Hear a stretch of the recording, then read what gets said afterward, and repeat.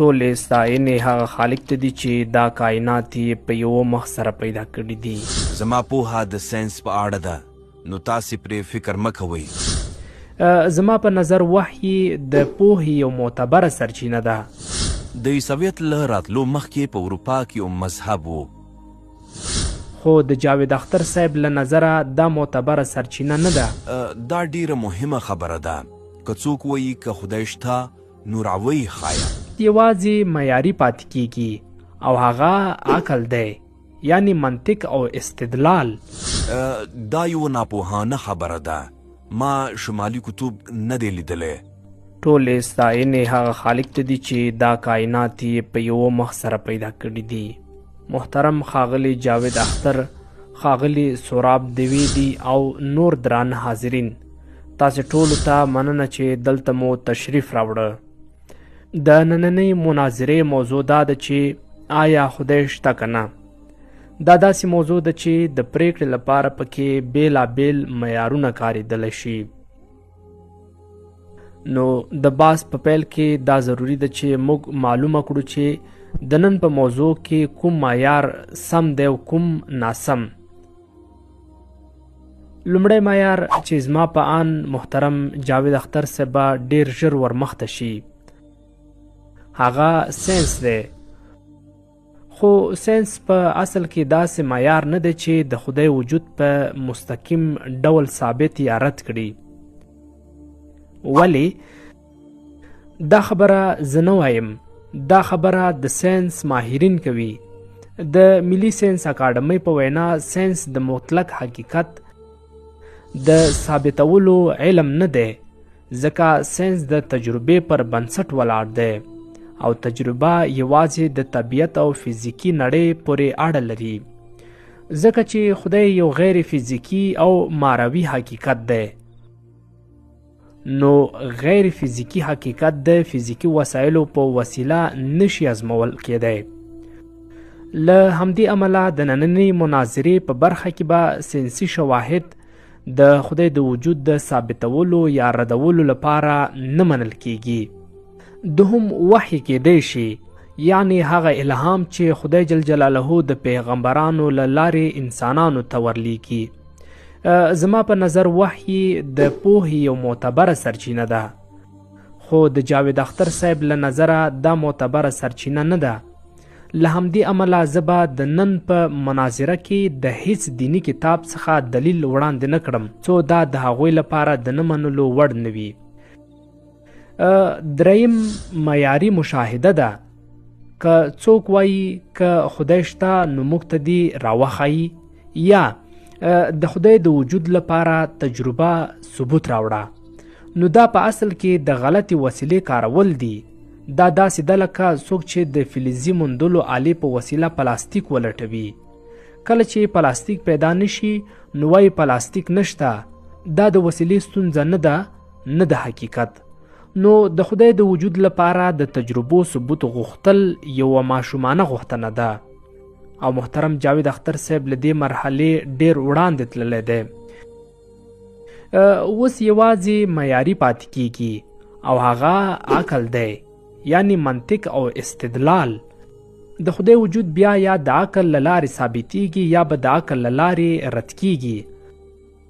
خو ځکه چې دا موضوع ډیره مهمه ده نو عقل دلیل باید قطعی وي، نه اټکلي. داسې باید روښانه وي لکه دا خبره چې 2 او 2 4 کیږي. مثلا سوراب صاحب یو انسان دی او ټول انسانان شعور لري، نو پایله دا شو چې سوراب صاحب هم شعور لري. دا قطعی دلیل دی، منطقي دی او ردول یې ممکن نه دی. نو که جاوید اختر صاحب د خدای د نشتون لپاره داسې کومه قطعی او منطقي دلیل وړاندې کړ، زه اعلان کوم چې هغه به ومنم او پرې به فکر وکړم. خو زه دا اوس وړاندوینه هم کوم چې داسې قطعی دلیل هیڅوک نشي وړاندې کولی. او اوس راځئ چې تصور وکړو. فرض کړئ زه او تاسې په یو داسې ټاپو کې یو چې تر موږ مخکې هیڅ انسان هلته نه دی تللی. تاسې روان یاست، ناڅاپه مخې ته یوه ګلابي رنګه توپ پرېوت. لومړی سوال به دا وي دا توپ دلته څنګه راغی، ولې همدارنګه دی، ولې همدا شکل لري. په طبي ډول به تاسې دې نتیجې ته ورسیږئ چې دا توپ خامخا چا جوړ کړی او دلته ایښی دی، ځکه دا لازمي نه وه چې موجود وي، او که موجود هم وی په بل شکل او بل رنګ کې به هم کیدی شو.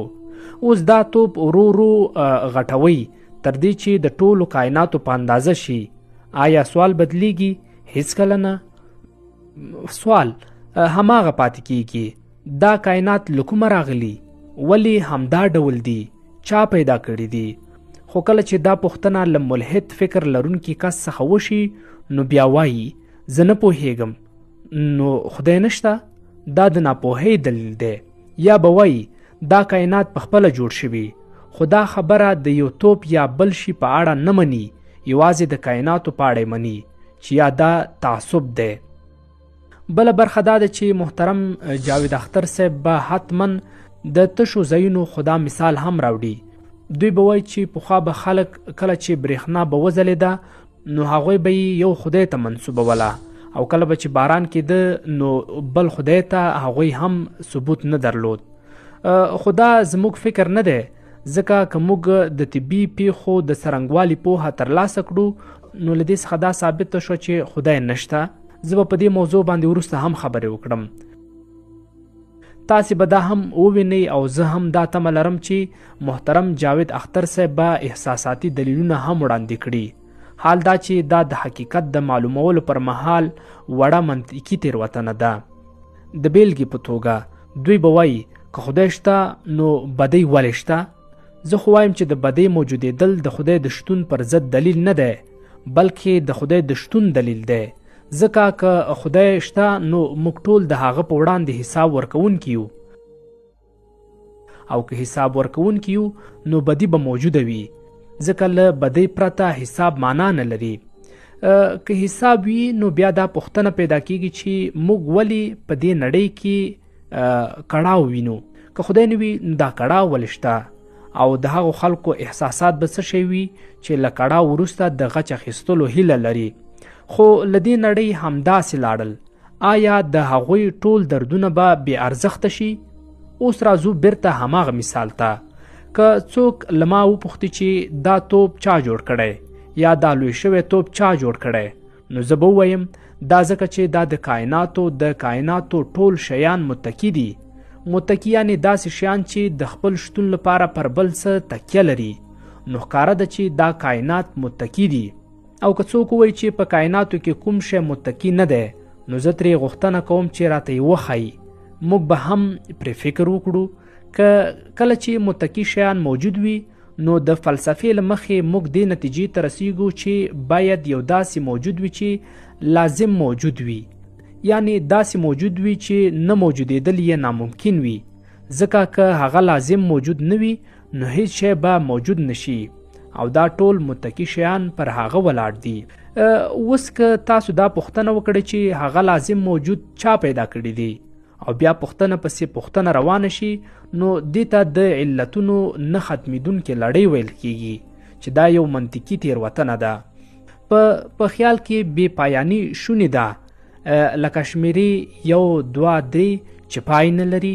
خو زه د خیال خبره نه کوم، زه د عملی حقیقت خبره کوم. که څوک وښیي چې په واقعي نړۍ کې د علتونو بې پایلې لړۍ ممکنه ده نو موږ به یې ومنو. خو که دا ممکنه وي نو یوازې یو انتخاب پاتې کیږي، یو داسې لازم موجود چې خپلواک وي، ازلی او ابدي وي، ځواکمن وي، ځکه متکی شیان ځواک ته اړتیا لري، پوه او هوښیار وي، ځکه دا د کائناتو د ځانګړو قوانینو او دقیقو نظم لاندې روان دي. مننه.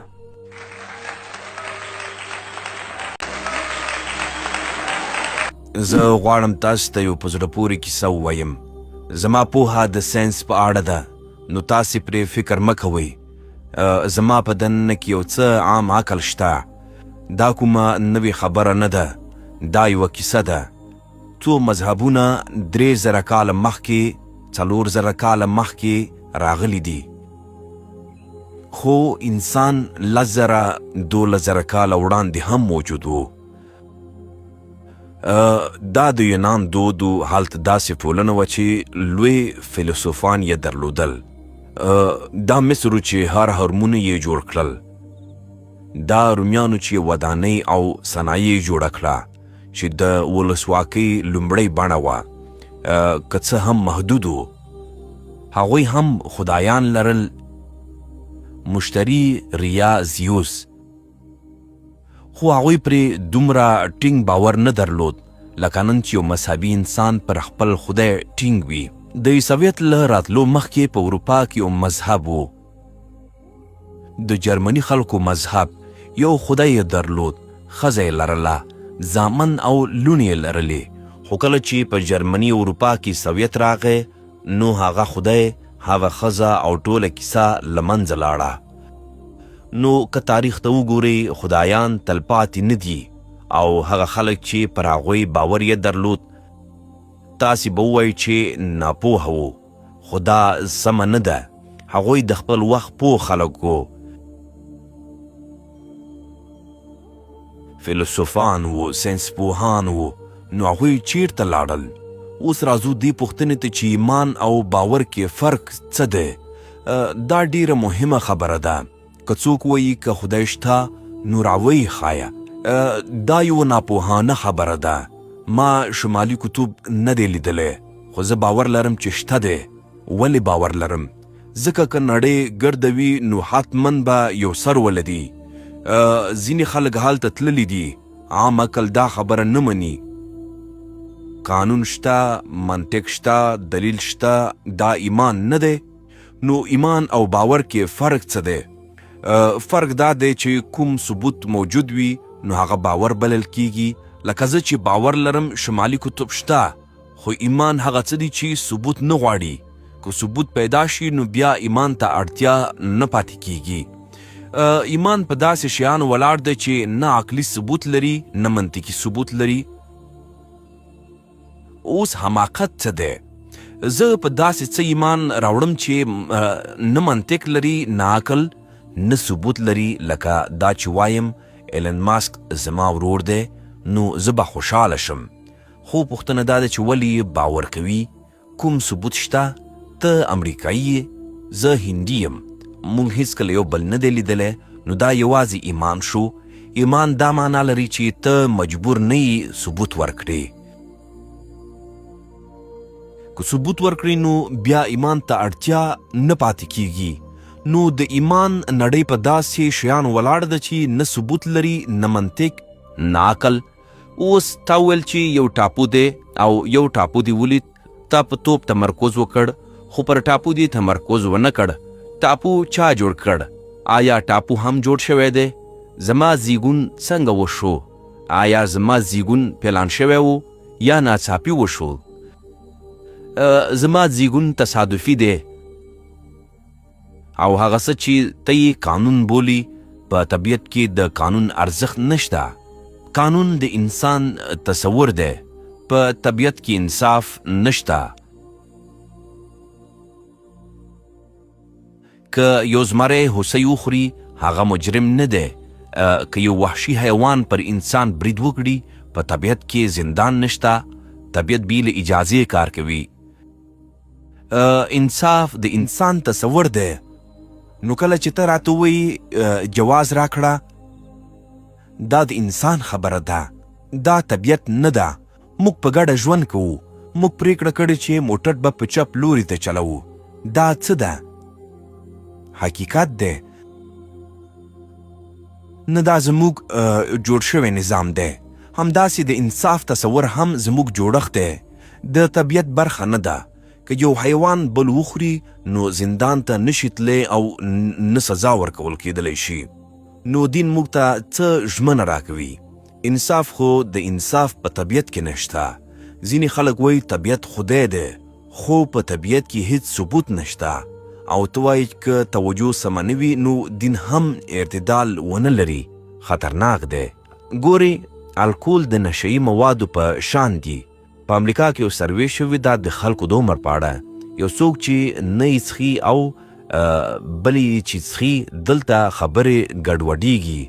خو کله چې خلک دین څخي یعنی ډیر سخت مذهبي شي نو دا حالت پیدا کیږي که لږ وي کیدای شي ښه وي خو دین هم لکه شراب په لږه نه درېږي نه زیاتېږي لکه سرطان که څو حجرې لږې وي انسان ژوندی وي خو هماغه حجرې زیاتېږي